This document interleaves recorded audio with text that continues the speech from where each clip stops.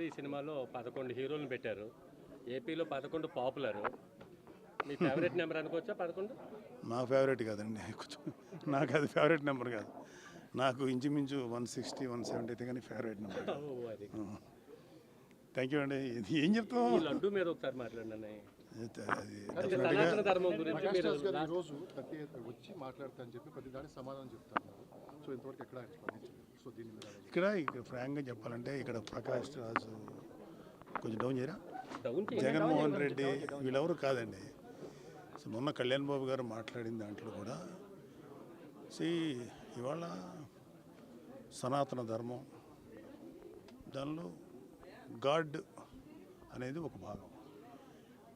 ఇది ఈ సనాతన ధర్మానికి అవమానం కలిగించే వాళ్ళ గురించే మాట్లాడారు తప్ప నిజంగా చెప్పాలంటే మన దేశంలో ఏ ముస్లిము ఏ క్రిస్టియన్ను వాళ్ళు అసలు ఎప్పుడు టచ్ చేయరు ఎవరిని. అలాగే మనం కూడా వాళ్ళు టచ్ చేయం. ఎవరో ఎక్కడన్నా ఒకటే సంఘటనల వల్ల ఇదవుతుంది తప్ప యూజువల్గా ఒక మతాన్ని ఇంకో మతం ఇప్పుడు గౌరవించుకొని బతుకుతున్నాం.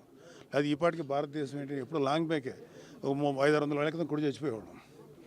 సో అందరూ కలిసి జీవించడం అనేది మా అందరికీ, అటు క్రిస్టియన్స్ అయినా హిందూస్ అయినా ముస్లిమ్స్ అయినా సిఖ్స్ అయినా కలిసి బతకడం అనేది మనకు మన పెద్దవాళ్ళు మనకి ఇచ్చినట్టుంది. అదే కళ్యాణ్ బాబు చెప్పింది సనాతన ధర్మం.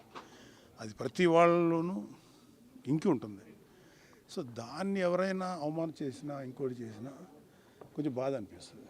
సో లడ్డు అనేది ఒక చిన్న అంటే ఒక నిండిపోయినటువంటి ఈ నిర్లక్ష్యం చేయబడినటువంటి హైందవానికి హిందూ మతానికి ఆ లడ్డు అనేది క్లైమాక్స్ లాంటిది. సో దానికి ముందు ఆ లడ్డు అనే దాంతో పాటు ఇంకా కిందకి వెళ్తే ఎన్ని దారుణాలు జరిగినాయో మా అందరికీ తెలుసు. సో నేను కూడా అప్పుడు మోడీ గారు వచ్చినప్పుడు మేము మాట్లాడిన కలికిరి సభ అప్పుడు much before elections Hindu temples కానీ ధార్మిక మండళ్ళు కానీ ఏదైనా సరే should be ruled by Hindus only. Muslims సంబంధించినటువంటి వక్ఫ్ బోర్డు వాళ్ళే చేయాలి, మిషనరీస్ క్రిస్టియన్సే చేయాలి. కానీ మనకేంటంటే బికాజ్ ఆఫ్ గవర్నమెంట్ ఎవరైతే అధికారులు ఉన్నారో వాళ్ళు చేసేటువంటి నిర్ణయాల వల్ల కోట్లాది మంది హిందువులు అఫెండ్ అవుతున్నారు. అదే కళ్యాణ్ బాబు గారి బాధ. సో దాని మీద ఆయన వెలుగొచ్చారు. ఇక్కడ ప్రకాష్ రాజా జగన్మోహన్ రెడ్డి కాదు, it's a question of pseudo secularist. హిందువుల్లోనే ఉన్నటువంటి సూడో సెక్యులర్ మీద మేము అంటే కళ్యాణ్ బాబు గారు మాట్లాడారు. రియల్ సెక్యులర్ ఎవరంటే పవన్ కళ్యాణ్ గారు. లేకపోతే ఆయన అన్ని మతాలతోటి సఖ్యంగా సయోధ్యగా ఉంటారు. మదర్సాస్కి సపోర్ట్ ఇచ్చారు. వైజాగ్ క్రిస్టియన్ మిషనరీస్ సంబంధించినటువంటి ల్యాండ్ విషయంలో పోరాడారు. హిందూ ధర్మాన్ని గురించి పోరాడారు. సో ఆయన ఎవడైనా ఇలాంటి వాళ్ళు ఎవరన్నా ఈ కైండ్ ఆఫ్ పీపుల్ చేస్తే వీ డోంట్ కేర్. అది కాదు మాకు కావాల్సింది ద రిలీజన్ అండ్ ధర్మం ప్రొటెక్ట్ కావాలండి, అంతే. అంతకంటే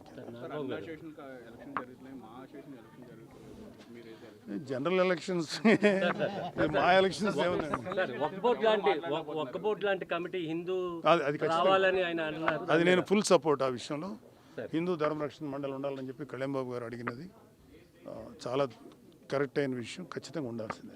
ఏ దేశంలో లేని 90% తేలిపోయింది.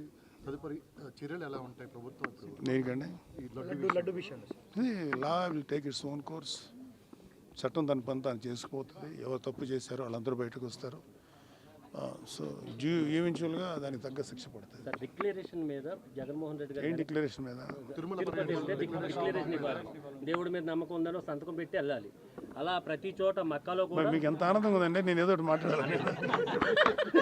చాలా సంతోషం. పర్సన్ మాకు దొరికారు, మేము తప్పేం లేదండి. ఇప్పుడు ఎవరి మతానికి తగ్గట్టు వాళ్ళని ఫాలో అవుట్. ఇప్పుడు నేను చర్చికి వెళ్ళాను ఎలక్షన్ టైంలో. నాకు అక్కడ జీసస్ క్రైస్ట్ని ప్రార్థించినప్పుడు నేను కూడా ప్రార్థించాను కదా. అలాగే నేను మసీద్కి వెళ్ళాను ఎలక్షన్స్. వాళ్ళతో పాటు పెట్టుకున్నాం, వాళ్ళని ఫాలో అయ్యాం. పెట్టుకోమని వాళ్ళు ఒకరు ఉంటారు, వాట్ ఎవర్ వాళ్ళ ఆచారం ప్రకారం నేను ఫాలో అయ్యాను. So there is no wrong. Declaration సంతకం పెట్టడం అనేది చేసేసి ఉంటే గొడవ ఉండదు కదా. దేవుడితో చెలగాట వాడుతున్నారు చంద్రబాబు నాయుడు గారు, పవన్ కళ్యాణ్ గారు మాట్లాడుతున్నారు. వాళ్ళ గురించి మళ్ళీ వైసీపీ వాళ్ళు మాట్లాడే